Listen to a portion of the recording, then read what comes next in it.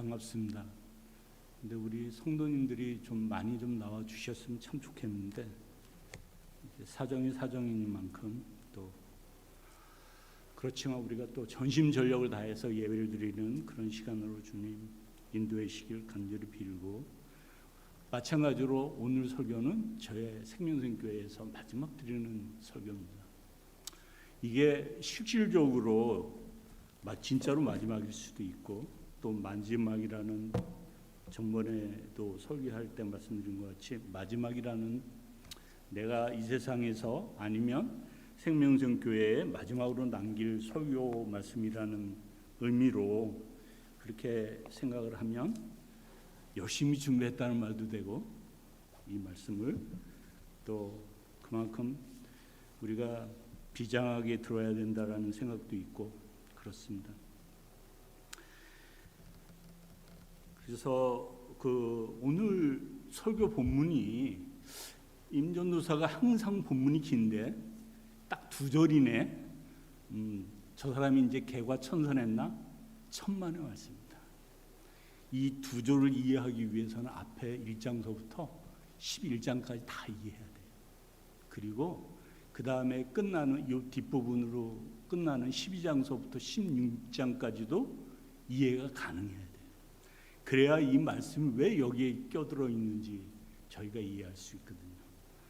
근데 그렇게 성경을 앞뒤로 다 보고 준비하는 건 저고, 여러분들은 이제 열심히 잘 들으시고 저 말씀에 도전을 받아서 내가 저게 맞아? 하나님 뜻이? 이렇게 생각하셔도 좋고, 더 열심히 보시고 또 저희와 토론하시고 그러면 참 좋을 것 같아요. 그래서 제가 꼭 옳다라고 말씀드리는 것보다는 여러분들이 좀 더 생각하시고 도전하시고, 그래서 나중에 우리가 토론하면 하나님 마음을, 성경을 읽는다는 것은 하나님 마음을 이해하는 거거든요. 알아내는 것이고 그걸 또 실천하기 위한 것인데, 그런데 도움이 되시라고 드리는 말씀이지 제 의견이 꼭 맞다라는 의견이 아닙니다.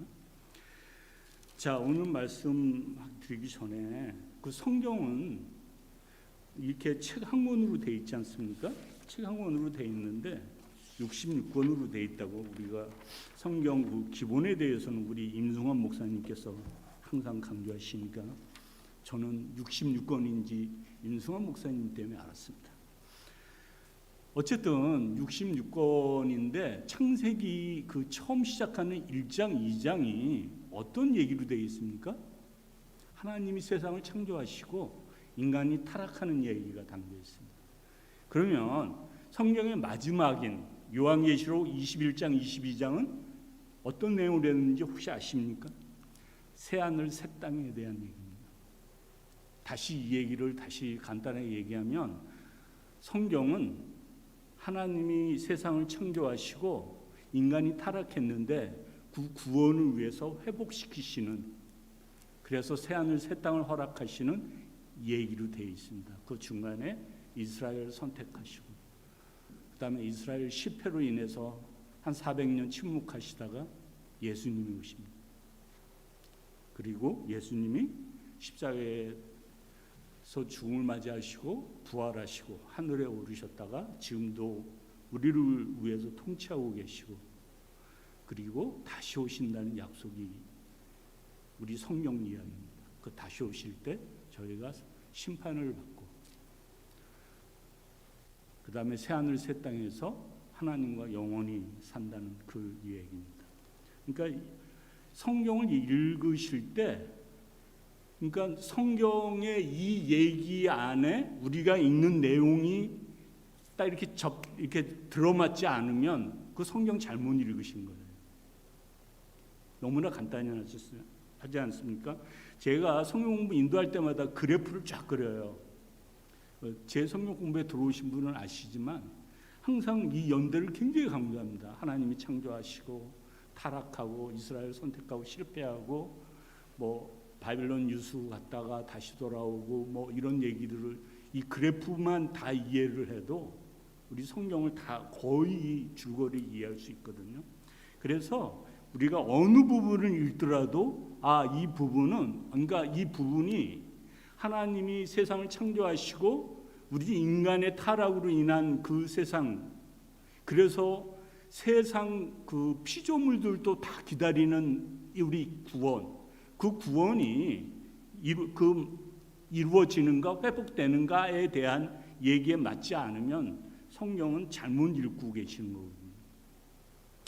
그래서 항상 그 얘기를 맞춰서 하는데, 제 딸이 고등학교, 제가 기억하기로는 주니어 때인 걸로 기억을 하는데, 하루는 저한테 이렇게 얘기를 하는 거예요. 아빠, 나는 아무리 생각해도 bad 크리스찬인 것 같아. 그렇게 얘기를 하는 거예요. 그래서 제가 우리 딸이 어린 나이에 예수님을 영접하고, 그다음에 그 영적으로도 굉장히 성숙돼 있고, 그다음에 방언도 하고, 그래서 저는 제 딸이 신앙생활을 참 잘하고 있다고 생각을 했는데 그런 얘기를 하는 거예요. 놀랐어요, 제가. 그리고 고3 때 정도 되면 우리 다 경험했지만 아빠하고 말 잘 안 합니다.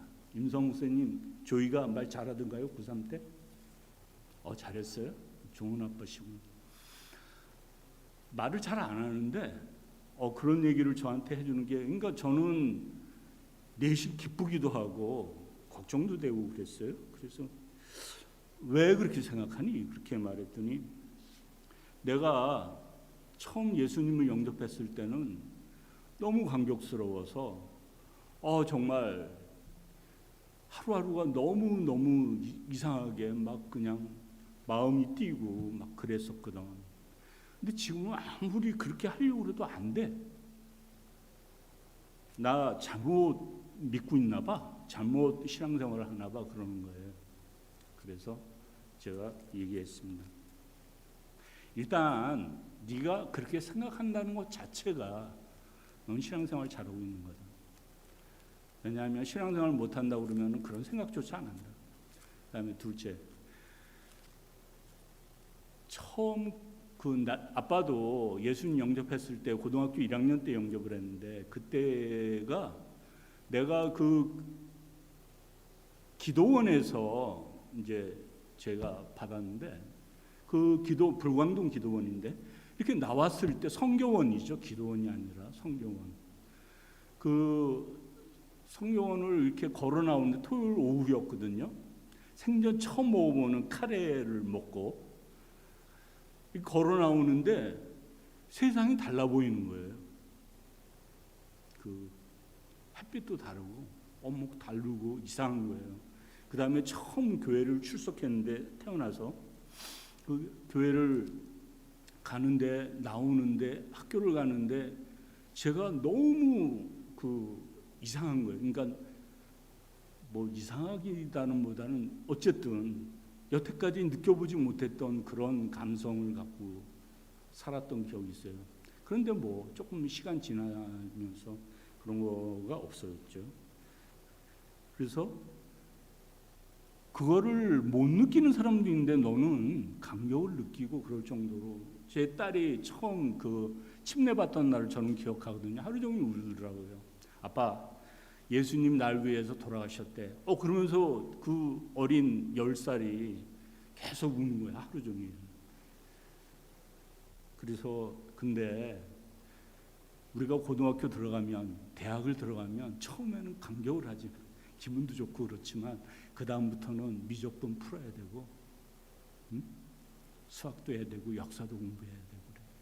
만만치가 않아.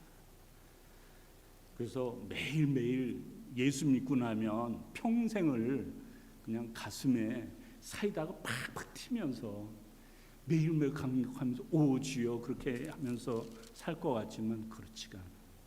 왜냐하면 그 다음부터는 그 감격을 삶으로 살아내야 되거든. 그게 만만치가 않아. 너 지금 고3이니까 그때 당시 뭐 이제 SAT 준비하고 막 그럴 때 아닙니까? 시험 봐야 되고, 그리고 또 제가 잘못 딸을 인도하는 바람에 성적이 고등학교 1학년서부터 이렇게 애큐뮬레이트 되는 걸 모르고 1학년까지는 놀아도 된다라는 생각을 제가 갖고 있었거든요. 그래서 노는데 아빠가 전심전력을 다해서 도와줬거든요. 그리고 2학년 때 그때 알고는 학교에 선생님 부르는 거예요. 다혜가 성적이 너무 많이 떨어졌다. 그래서 교장실에 불려갔는데 그래서 물어봤어요. 아니 이제부터 공부 열심히 하면 되는 거 아닙니까? 그랬더니 그게 1학년 때부터 축적이 돼서 평균이 되기 때문에 내신이 정해지고 그러기 때문에 그러니까 쉽게 말해서 너 망했어 그런 얘기예요. 지금부터 정신 차리지 않으면 네 딸 학교 못 가 대학. 그래가지고 딸하고 학교를 나오면서 저기 했던 기억이 나는데 어쨌든 그때 굉장히 스트레스를 딸이 많이 받고 있었는데 이제 이렇게 사는 게 너도 힘들지만 아빠도 비즈니스 하면서 신앙생활하기가 쉽지가 않아. 그래서 가슴에 항상 사이다가 튀지를 않아. 항상 고민하고 이렇게 힘든데 하나님은 어디 계시나 원망도 되고 그래. 그게 신앙이야. 그게 신앙생활이고 그렇게 얘기를 하면서 위로를 했었던 적이 있습니다.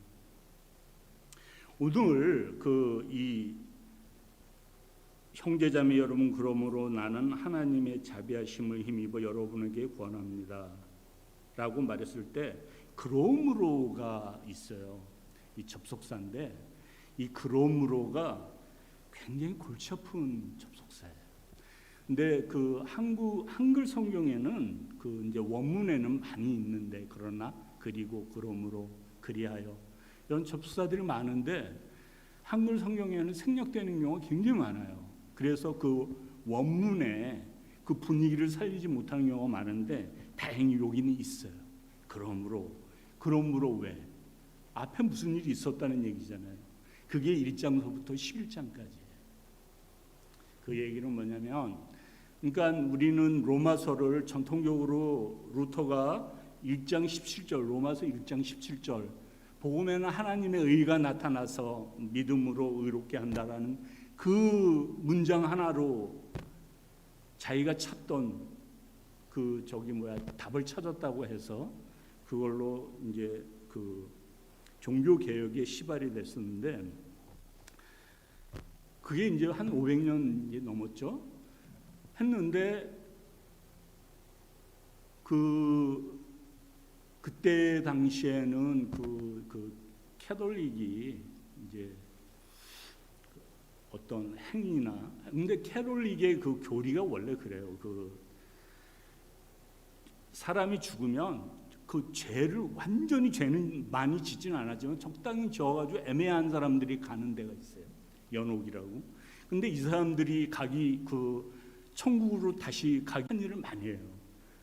제가 알고 있는 천주교 신자들은 착한 일을 굉장히 많이 해요. 그리고 어려운 상황에서 항상 돕는 사람들이 대개 보면 정의사회 정확한 명칭이 지금 뭐죠? 정의사회구현사재단 또 남미에서 귀테레스 같은 신부는 해방신학 어려운데 그다음에 마리아 수녀님 그런 사람들이 많이 있는 것처럼 근데 이제 성경을 쭉 읽어오면서 연구를 해오면서 로마서가 이신층이 믿음으로 의롭게 됐다라는 로마서의 총 주제가 그렇다고 여태까지 배워왔고 지금도 주장하는 사람들이 다수설이에요. 그런데 성경을 읽으면서 그럴까? 그건 아닌 것 같은데? 그렇다고 그러면은 우리가 이제 이 로마서를 구분할 때 1장서부터 4장까지는 칭의, 이신칭의, 그 다음에 5장서부터 8장까지는 참여적 구원이라고 그래서 성령의 인도하심이 저희가 구원받은 사람들의 성령으로 인치심을 증명하는 과정들이 있고 그 다음에 9장서부터 11장까지는 사도 바울이 자기 민족인 유대 민족이 돌아왔으면 좋겠다라는 기도 강구 수필 기도문이에요. 이걸 다 합쳐서 그러므로 그렇게 돼 있거든요.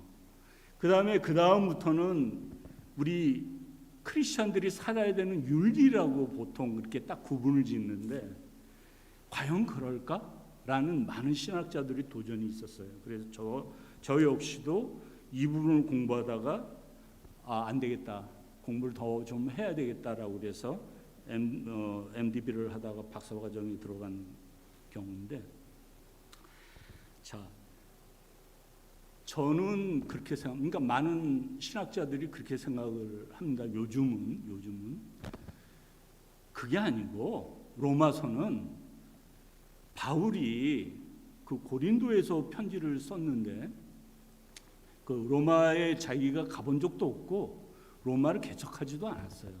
그런데 그 로마서를 쓴 이유가 분명히 나와 있어요. 1장에 15장에 뭐라고 나와 있습니까? 내가 로마 가려고 하는데 자꾸 뭔가 막는데 내가 왜 가려고 하냐면 어떤 신령한 것을 너희와 함께 나누고 싶다라는 그런 얘기가 1장 17절쯤에 있을 거예요.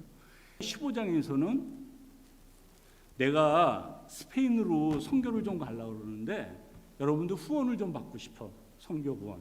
그리고 또 하나, 내가 그러기 전에 예루살렘 가서 이 연보돈을 내가 가지고 갈 건데 기도 좀 해줘.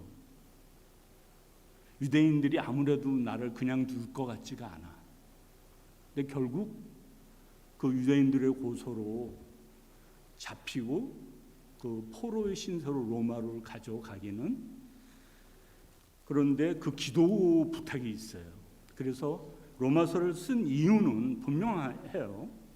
분명한데 이 내용들을 보면 굉장히 앞에 그 무거운 신학 교리가 있다고 그래서 신학 편지다, 신학서다라는 의견들이 많고, 이신칭이 하나면 그 앞에 1장서부터 4장까지가 제일 중요하다. 로마서는 그렇게 하는 의견들이 다수설입니다. 그렇지만 우리가 좀 생각을 해봐야 되는 게, 바울은 물론 어떤 신학을 갖고 있었어요, 본인의. 그런데 그 문제가 있었기 때문에 그 문제를에 답하는 그런 편지 내용이 다 많아요. 그리고 바울이 평생을 사역을 할 때 최대의 그 고민이 뭐였냐면 유대인 기독교인과 이방인 기독교인이 화합하지 못하는 거였어요. 자기가 이방인을 위한 선교사인데도 불구하고 그게 화합되지가 않는 거예요. 쉽게 얘기하면 예루살렘의 그 예수님 제자들, 그 사람들하고 어울리지를 못하는 거예요. 신학상으로 잘 맞지도 않고, 또 우리가 자세히 알 수는 없지만 그 편지들 내용에 가끔가다 예루살렘의 유명한 사람들 뭐 이렇게 좀 그 세니컬하게 하는 얘기들이 있어요. 좀 부딪히는 거죠. 최대의 기도 제목은 뭐였냐면, 우리 유대인들이 하나님의 그 구원 계획에 예수님이 메시아로 오셔서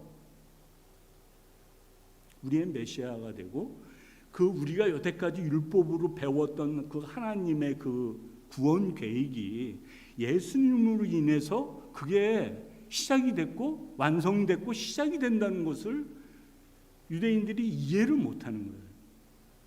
또 설사 이해를 했다 해도 여태까지 2000여 년 동안 지켜온 할례, 절기, 그 다음에 음식을 서로 나눌 때 그 유대인들 아니면 같은 식단에 앉지를 못했거든요.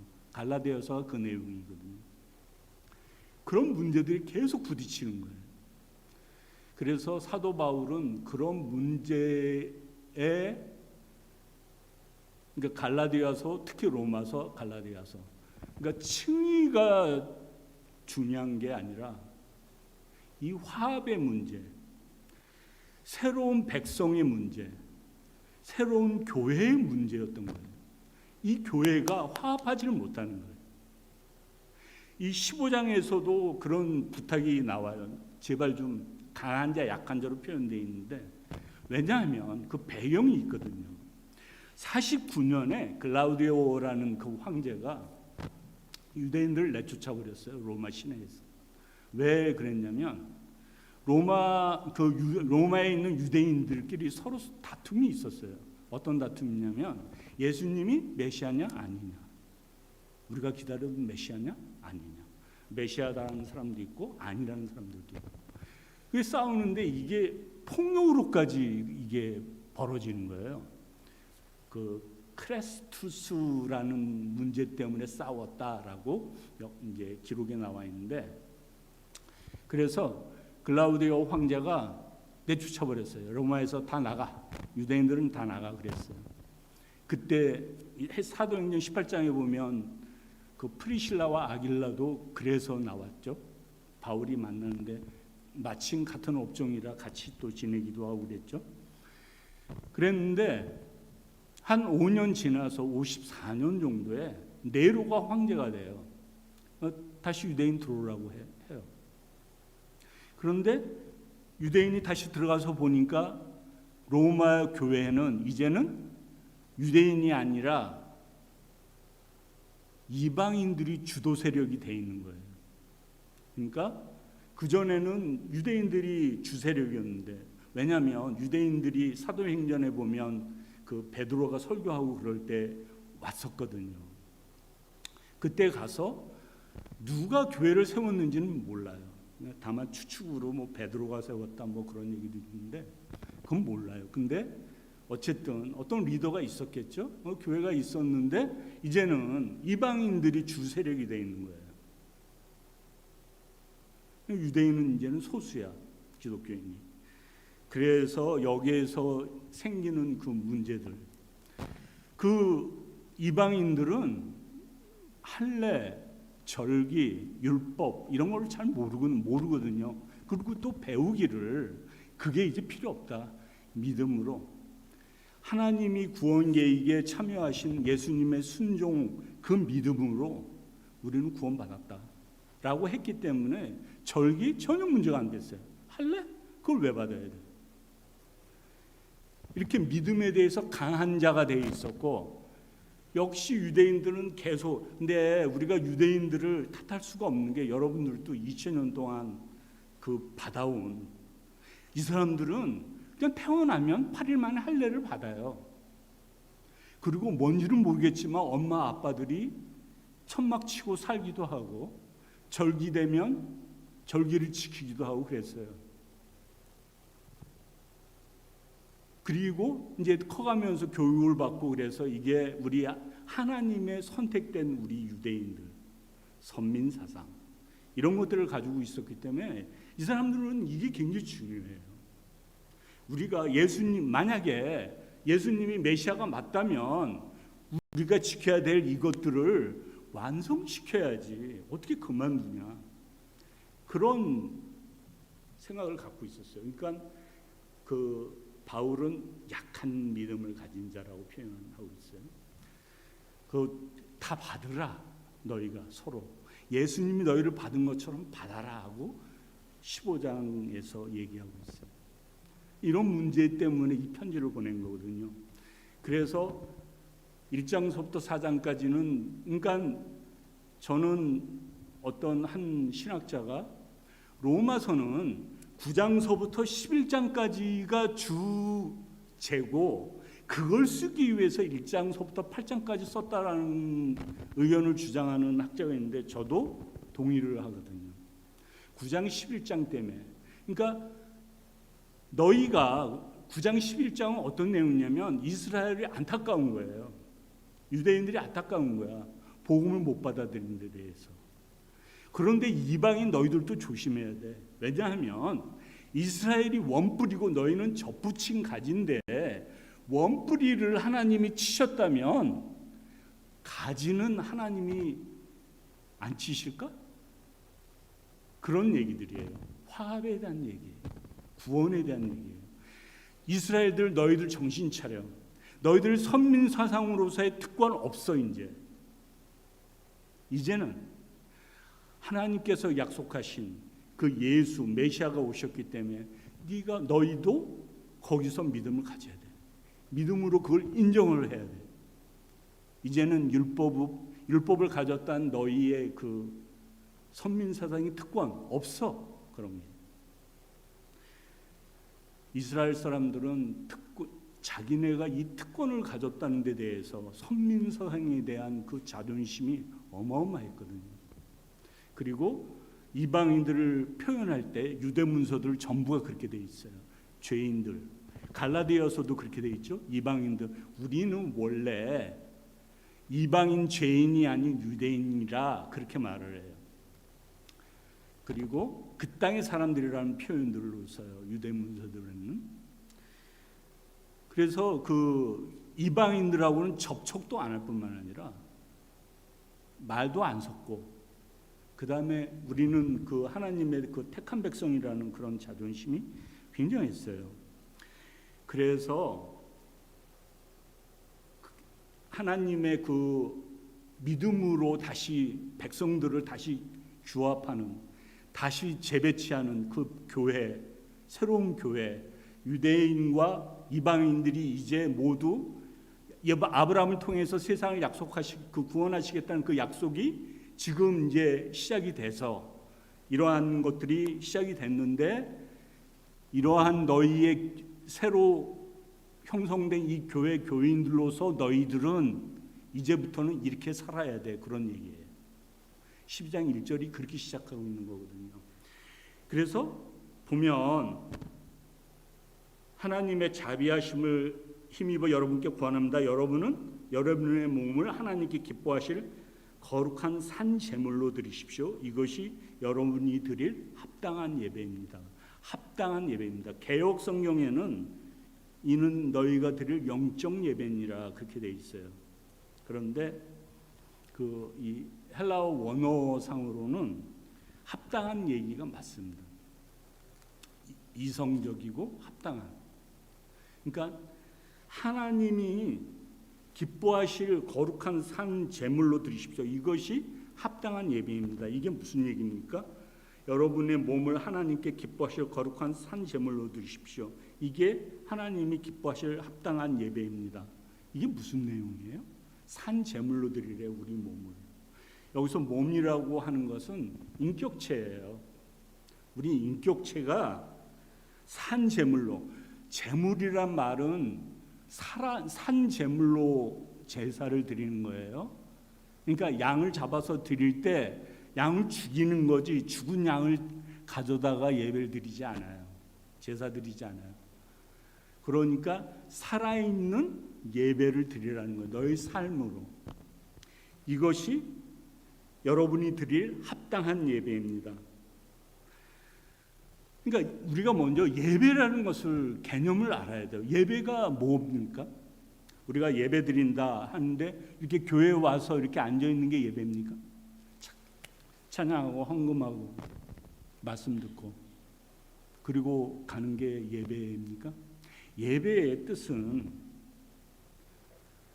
뭐 그 어원을 지금 얘기할 저기는 아니고, 쉽게 얘기하면, 간략하게 얘기하면 하나님을 하나님으로 인정하는 모든 인간의 행위예요.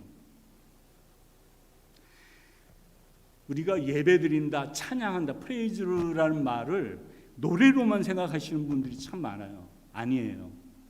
내가 할 수 있는 모든 걸로 하나님의 영광을 위해서 표현을 하면 다 예배예요. 시를 쓸 수도 있고요. 음악을 물론 연주할 수 있고요. 그리고 내가 밥을 먹어도 하나님의 영광을 나타낼 수 있어요. 내가 비즈니스를 하는데, 내가 도넛샵을 한다. 저도 해봤거든요. 도넛샵을 한다. 손님한테 아주 프레시한 도넛을 내가 매일 섬겨야지. 그런 마음으로 하면 예배예요. 그런데 여러분들이 지금 여기 앉아 있다고 해서, 아니면 온라인상으로 앉아 있다고 해서 그 예배가 하나님께 다 연락되는 건 아니에요.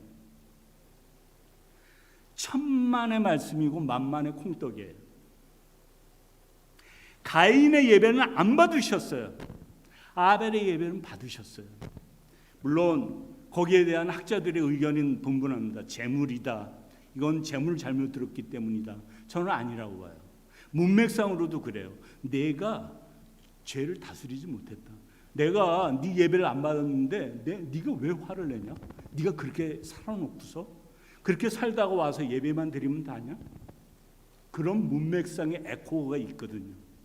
저는 곡식으로 예배 그 제사를 지냈다고 그래서 안 받았다? 그거 아니라고 봐요. 왜냐하면 그때 예배를 아빠한테 배웠겠죠? 아담한테, 그죠? 가인과 아벨 배웠겠죠? 그런데 만약에 그게 금지되어 있는 거였으면 안 드렸을 거예요. 근데 드렸어요. 그렇게 배웠으니까. 그리고 그 예배의 모형의 레위기에서 나타났다고 한다면 레위기에서도 우리 곡식으로 드려요. 소재. 그래서 그건 아니었고 저는 삶에서 예배를 드리지 못했기 때문에 그 제물도 안 받으셨다고 봐요. 그때 가인의 직업이 뭔지 아시죠? 농사지었어요. 아벨은요? 양을 치는 목자였어요. 그때 고기를 먹었어요? 못 먹었어요? 못 먹었어요. 고기가 주식이 아니에요. 그러니까 아마 잡아서 옷을 만들거나 아니면 뭐 천막을 쳤거나 그런 데 썼을 거예요. 고기는 언제부터 먹어요? 혹시 아세요? 홍수가 끝나고 하나님께서 다시 그 언약을 하시면서 이제는 이제 고기도 먹어도 된다라고 얘기해요. 다만 피를 먹지 말아라. 그런 당부가 나와요.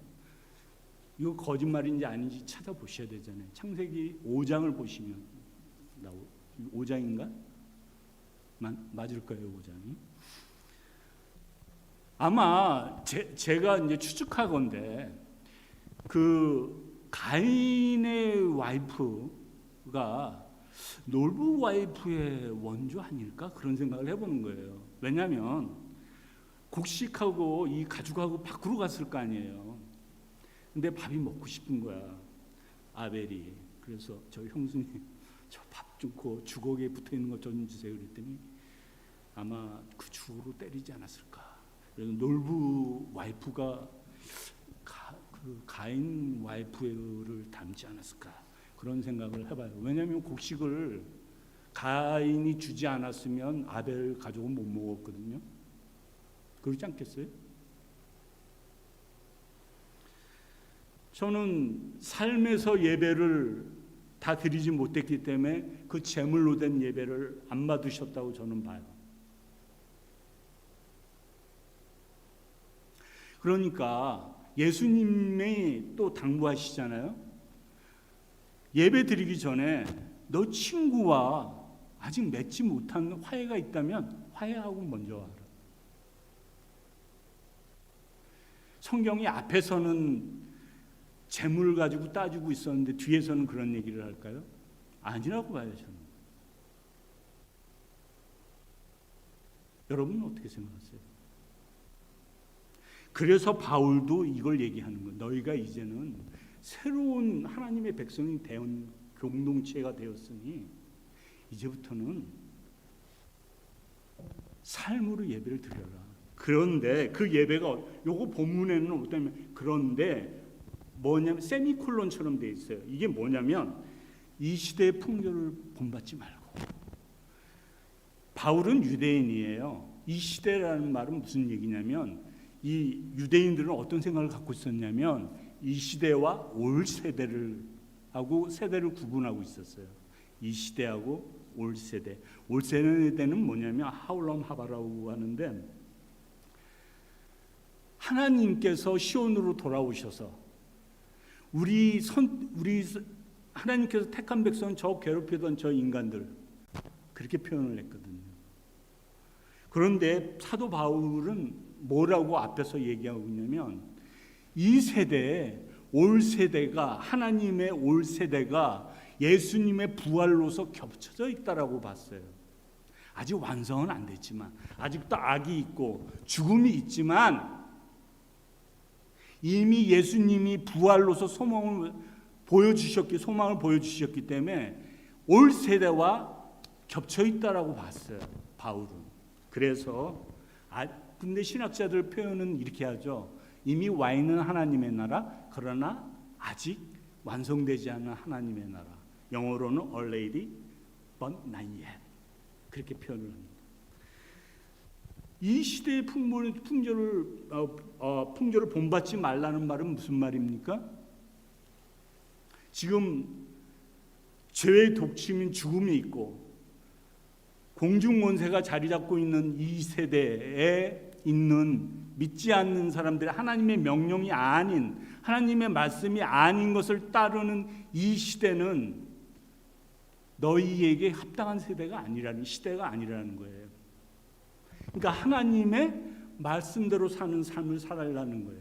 예수님이 보여주신 삶의 모습을 살라는 거예요. 예레미야가, 우리 예레미야 읽으셨죠? 우리 목사님께서 예레미야가 그 아나돗이라는 그 고향 마을에서 그 고난을 받았다, 동네에서. 그 다음에 왕과 제사장들한테서 왕따를 당했다, 그렇게 말씀하셨는데, 그 고난의 이유가 뭔지 아십니까? 혹시? 그 당시에 바빌론이 유대를 항상 괴롭히고 있었고 1차 포로가 있었어요. 그런데 계속 그 왕실과 왕 제사장들은 뭐라고 말했냐면, 하나님의 선택을 받은 우리 백성을 절대로 하나님은 이방 사람들에게 넘기지 않을 것이다. 그랬는데 예레미야만 하나님의 그 예시를 받잖아요. 환상을 보고 그 말씀을 받아서 얘기를 하는 거예요. 이 세대를 안 받는 말씀이었거든. 너희들은 잡혀간다. 그러니 바빌론 가서 자식 낳고 거기서 평화롭게 잘 살아라. 근데 하나님께서 선하시다, 그런 얘기를 하는데, 세상 사람들이 다, 언론이 다, 방송이 다 그 얘기를 하고 있는 거예요. 권력자들이 다 그 얘기를 하고 있는 거예요. 그런데 예레미야가 가서 아니야, 니들 잡혀가. 나만 하겠어요? 그래서 예레미야의 죽음은 정확하지는 않은데 내려오는 전승에 의하면 이집트로 끌려갔다가 거기서 죽었다고 그렇게 돼 있는데, 어떻게 죽었는지는 몰라요. 근데 어쨌든 간에 이사야도 마찬가지예요. 그 다음에 지금도 마찬가지예요. 여러분 있잖아요, 하나님 말씀대로 이 세상 살잖아요. 정말로 왕따당해요. 세상에서뿐만입니까? 교회 내에서도 그래요. 제가 안수 집사를 굉장히 오래 했어요. 운영위원회? 저는 운영위원 처음 안수 집사가 돼가지고 운영위원회 들어갔을 때 진짜 성경책 그 왼편 가슴에 심장 뛰는 데 대고 아멘 아멘 하면서 모든 게 그냥 아멘 하면 일사천리 끝날 줄 알았어요. 세상에 시장 바닥에 있는 사람보다 더 큰 소리로 싸워. 근데 그 내용들이 말 같지도 않은 내용들이야. 뭐 자세하게 얘기할 수는 없지만 피아노를 여기다 놓느냐 여기다 놓느냐 그 싸움이에요. 네? 페인트 칠을 하얗게 할까 파랗게 할까 그걸로 싸워요. 아닙니다. 거기서 제가 주로 그 역할을 했었는데, 젊은 나이인데 막내를 오래 했거든요. 또 안수 집사. 아닙니다. 그것은 하나님의 뜻이 아닙니다라고 말하면 이제 상상이 막히겠어요. 교회에서도 마찬가지예요. 하다못해 지금 우리가 로마서 얘기한, 로마서는 이신칭의가 주제다. 아니다. 이신칭의도 중요한데 그것은 부속적인 얘기고, 바울이 진짜 얘기하고 싶었던 거는 유대인과 이방인 기독교인들의 화합이었다. 그게 교회론으로 정립한 사람이 신학자가 있는데 저는 그 의견을 따르거든요. 그 얘기를 하면 특히 한국 교단에서는 이단이라고 얘기를 해요. 그래야지만 복음이 정말 뜻이 전달이 되고 넓어지는데도 불구하고 자, 이신칭의가 뭐냐면요, 믿음으로 의롭다 된다는 게 행위가 아니라는 거예요. 그런데 로마서에서 그 행위로서는 그 구원을 못 받는다는 얘기가 뭐냐면, 너희가 이스라엘 행위란 율법의 행위거든요. 율법의 행위를 이방인들이 했었나요? 아니에요. 유대인들만 했었어요. 그 유대인들이 우리를 구원을 위해서 이 율법들을 다 지켰나요? 아니에요. 우리는 하나님으로부터 선민이기 때문에, 택함을 받은 선민이기 때문에 그거를 지켜내기 위해서 그 율법들을 지킨 거예요. 예수님도 지켰어요. 8일 만에 할례 받고요. 6월절마다 성전에 올라갔고요. 절기 다 지켰어요. 그럼 예수님은 그러면 행위 구원자예요? 아니에요. 그러니까 성경을 성경대로 읽어야 돼요. 유명한 신학자, 유명한 사람, 물론 그 사람들이 연구해 놓은 게 있어요. 큰 도움이 돼요. 그러나 그것이 반드시 진리가 아니에요. 저는 우리 그 신학자 중에 제가 굉장히 존경하는 사람들을 형님이라고 부르거든요. 형님이라고 그러면서 그분 책들 읽으면서 아, 형님 또 한 건 하셨군요, 뭐 이러면서 읽는데, 케네스 베일이라는 굉장히 유명한, 얼마 전에 돌아가셨는데 그 형님께서 뭐라고 말씀하셨냐면 깜짝 놀랐어요. 제가 그분 책을 읽는데 첫 서문에 그런 얘기가 나온 거예요. 서문에 성경은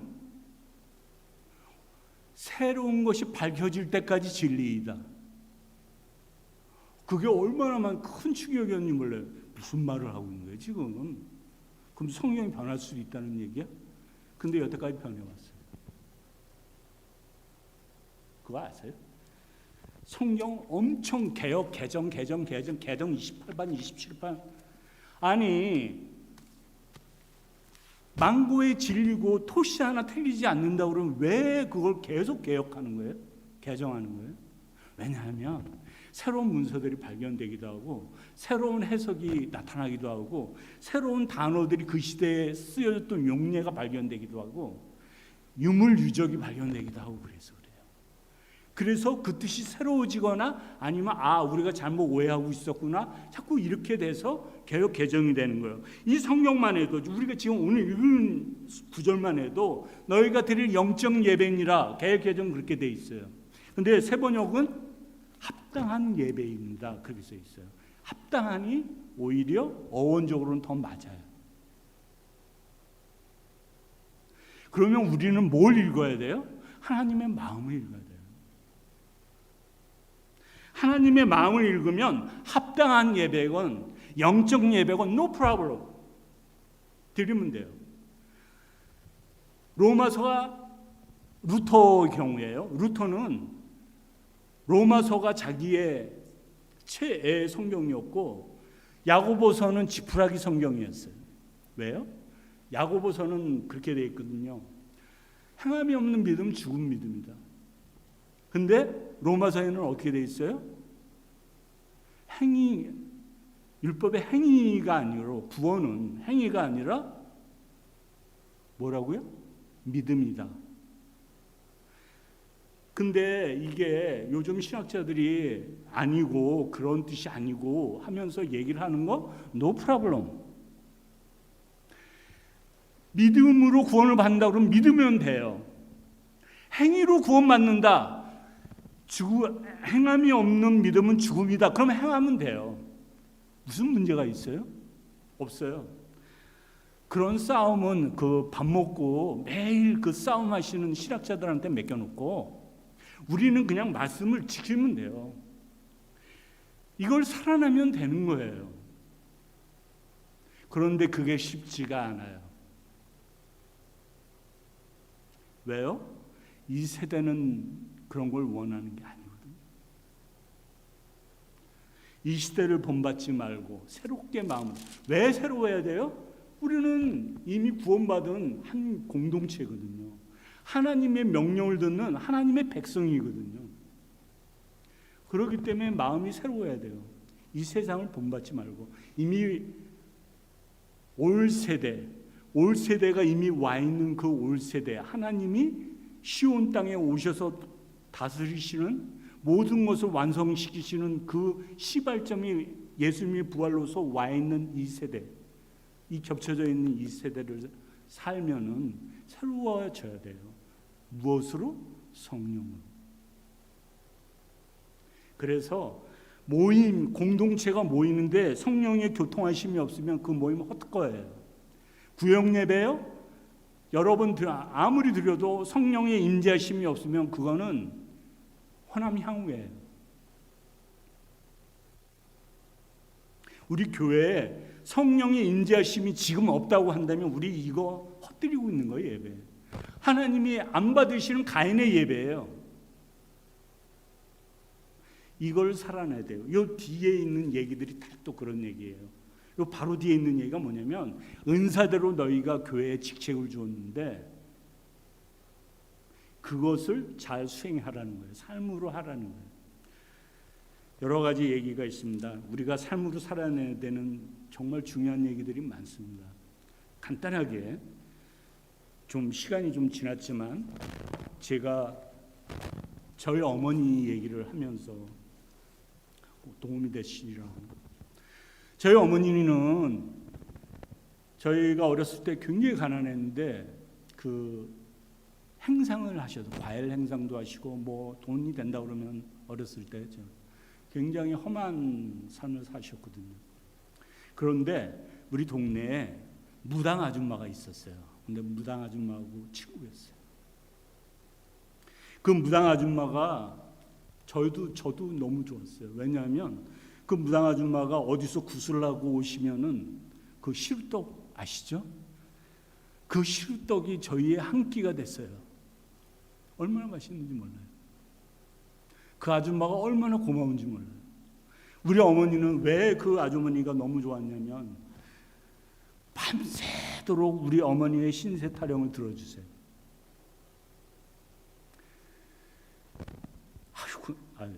이 설교 강단에서 이런 얘기하면 안 되는데 우리 그 무당 아주머니 말투가 그거야. 이년아, 그러니까 네가 그렇게 운수가 그렇게 안 좋은 거야. 뭐 이런 얘기들.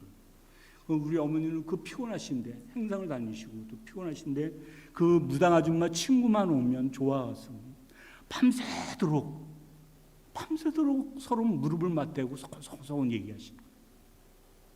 그 신세 타령을 다 들어주시는 거예요. 그때 우리 어머니의 소망은 그 우리 무당 아줌마가 또 그런 얘기를 했거든. 너는 고생 무지하게 하는데 너 아마 성수덕을 볼 거야. 아들 덕을 볼 거야. 근데 가난한 옛날도 그렇고 지금도 그렇고 가난한 엄마의 최대의 소망은 장남이 돈 벌어오는 거. 이 다음에 잘 돼서. 아니에요? 맞아요. 저희 어머니는 모든 저희가 이남 3년대 모든 인생의 소망과 모든 에너지를 저한테 쏟았어요. 근데 제가 고등학교 1학년 때 구원을 받고 어머님을 전도하는데 어머님은 절대 안 넘으시는 거예요. 아들이 원하는 거는 돈 들어가는 것만 빼놓고 다 한다 나는. 그랬던 어머니가 교회를 가자는데 안 가시는 거예요. 왜냐? 무당 친구가 있거든. 그런데 제가 그 얘기를 할 때마다 헷갈리는데 거기 은행이 지점이 2개가 있었어요. 제은행 지점이 있었고 한일은행 지점이 있었는데 한일은행 지점장님이래요. 우리 집사람한테 다시 확인을 했는데 한일은행 지점장님이 계셨어요. 그 사모님이 저희 어머니가 이제 행상을 하시다가 용두시장 제가 제일 오래 산 용두시장에 자판을 자릿세를 내고 어떻게 얻게 됐어요. 그래서 생선 괴짝을 놓고 파시는데 우리 그 한일은행 지점장 그 사모님이 굉장히 미인이시고 이렇게 딱 봐도 많이 배우셨다 그럴 정도로 아주 얌전하시고 품이 있다고 하죠. 그런 분이셨어요. 근데 그분이 항상 저희 엄마한테 한자, 동태 한자 손님이 오신다고 그래서 그게 사오시고 그랬는데 이분이 그렇게 일부러 주문을 하는 거예요. 집으로 갖다 달라. 그래서 어머님이 그걸 이고 갖다 드리곤 했는데 저도 한 2번 정도 딜리버리를 한 적이 있어요. 그런데 그 어머니가 이제 이걸 가지고 가면 이 사모님이 2층 양옥집이었는데 이 사모님이 나오셔가지고 그 당시에는 식모라고 했었던 가정부가 있잖아요. 밥을 해주고. 그런데 밥상을 자기가 차려서 손수 차려서 야 성수라고 불렀거든요. 제 이름으로. 야 성수야 밥 먹고 가. 그럼 나 지금 빨리 가봐야 돼요. 지금 손님 오기로 했어요. 괜찮아 밥 먹고 가. 양지 바른 마루에다가 이렇게 밥상을 놓고 그 아주머니가 손수 차려서 생선도 바르고 고기도 발라서 빨리 먹고 가. 먹어 그렇게 생선 발라주고 반찬 얹어주고 그러면서 우리 어머니의 최대의 소망은 성수인 걸 알고 있거든요. 성수 그래 공부 잘하고 있어? 어머님이 너무나 황송한 거예요. 아유 사모님 일이 안 그러셔도 돼요. 아니 먹고 가. 계속 그렇게 하시는 거예요. 그러다가 어느 날 밤에 어머님이 주무시려다가 하다가 저한테 그러는 거예요. 성수야, 제가 고등학교 3학년 때로 기억하고 있는데 성수야, 난 내일부터 교회 갈 거야. 제가 놀랐어요. 왜? 그랬더니 사모님 사는 거 보니까 내가 예수 믿어야 되겠더라. 그렇게 말씀하시는 거예요. 무당 아줌마가 그 다음에 찾아오셨다가 너네 엄마 어디 있어? 교회 가셨는데. 교회? 그러더니 안색이 안 좋아서 가시고 또 한 번 오셨는데 그때도 어머님이 교회를 가셨어요. 그 다음부터 안 오셨어요. 제가 지금 무슨 얘기하는 겁니까? 선교한다, 전도한다, 나 하나님을 위해 목숨 바치리 웃기지 마시고 삶으로 살아내세요. 그런 마음으로 사시라고요. 저는 우리 어머님이 뭘로 변했을까요? 그 지점장님 사모님이 사시는 거 보고 하는 행동 보고 말씀하시는 거 보고 그거 보고 아들이 전도했어도 안 오시던 교회, 무당 친구의 그 의리 때문에 안 가시던 그 교회, 미안하지만 내가 어떻게 교회를 가겠니? 항상 그렇게 말씀하시다가 저희 어머님이 혼자 독단적으로 했을까요? 아니에요. 성령 하나님이 역사하신 거예요. 우리의 삶은 그래야 돼요. 우리 또 다른 형님 레슬리 뉴비긴이 말한 얘기를 다시 한번 얘기합니다. 우리 크리스찬의 진정한 크리스찬의 삶은 믿지 않는 사람들이 보기에는 너무나 이상해서 물어올 것이다. 너는 왜 그렇게 사느냐고. 그때 복음으로 대답하는 것이 선교다. 하나님께 합당한 예배를 드리십시오. 예수님이 오셨을 때 삶으로서 예배드리는 모습으로 그냥 사시면 돼요. 그게 화장실일 수도 있고요. 그냥 밥 먹을 수도 있고요. 그런데 어떤 교회 목사님이 예수님 오실 때 어떤 모습으로 계시고 싶으십니까? 그때 성경책을 읽고 있으면 얼마나 좋겠습니까? 기도하고 있으면 얼마나 좋겠습니까? 그렇게 설교하는 걸 들은 적이 있거든요. 아니에요. 여러분이 사시던 거 사시면 돼요. 단 예수 안에서. 기도하겠습니다.